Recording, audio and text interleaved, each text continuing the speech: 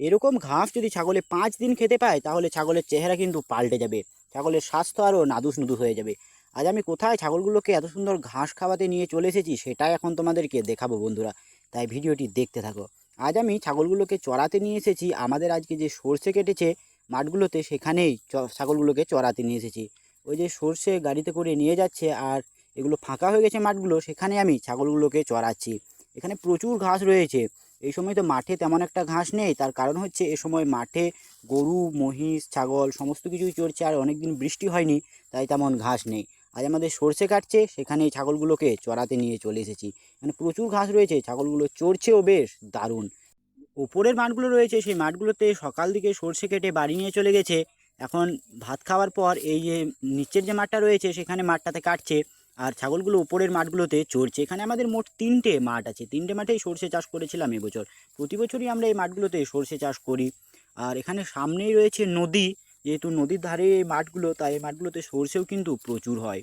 এই আমার কাজ হলো এখানে সর্ষেগুলো ওরকম তাড়ি তাড়ি করে দেওয়া। এখানে নদীতে রয়েছে, নদীতে খড় ভিজিয়ে আমাদের ভাষায় বলে যেগুলোকে তাড়ি করে দেওয়া, সেই তাড়িগুলো করে দেওয়াই আমার কাজ। আর ছাগলগুলোও চড়ছে, এদিকে আমার কাজও হচ্ছে। তবে এই সর্ষে বাড়ির ঘাস খাওয়ানোর একটা সমস্যাও আছে। এই সর্ষে বাড়ির ঘাস খেলে ছাগলে গরুর মতো গোবর গোবর পায়খানা করে, তা যা করছে করুক। এত সুন্দর ঘাস দেখে ছাগলগুলো কি আর থাকতে পারে, তাই ছাগলগুলোকেও আমি নিয়ে চলে এলাম এত সুন্দর ঘাসগুলো খাওয়ানোর জন্য। আমাদের গ্রাম বাংলায় এখনও সর্ষে ধান সব কিছু গরু গাড়িতে করেই মাঠের থেকে বাড়ি নিয়ে যায়। ট্রাক্টরও আছে, তবে গরু গাড়িতেই বেশি কৃষকরা ধান নিয়ে যায় মাঠ থেকে বাড়িতে। এখন ছাগল চড়ানো অনেক কম্পিটিশন হয়ে গেছে, তার কারণ হচ্ছে যে মাঠগুলো রয়েছে সেই মাঠগুলোতে অনেক দিন বৃষ্টি না হওয়ার কারণে তেমন ঘাস হয়নি, যেগুলোতে ধান হতো সেগুলোতে।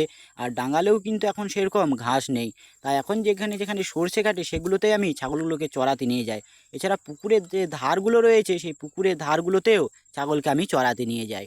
আমাদের সর্ষে আলু গম সব কিছুই চাষ হয়। আমাদের 12 মাস খাওয়ানোর জন্য যে সর্ষের তেলের প্রয়োজন হয় সেই সর্ষের তেল কিনতে হয় না, আমাদের যে সর্ষে লাগাই সেখান থেকেই সর্ষের তেল পাওয়া যায়।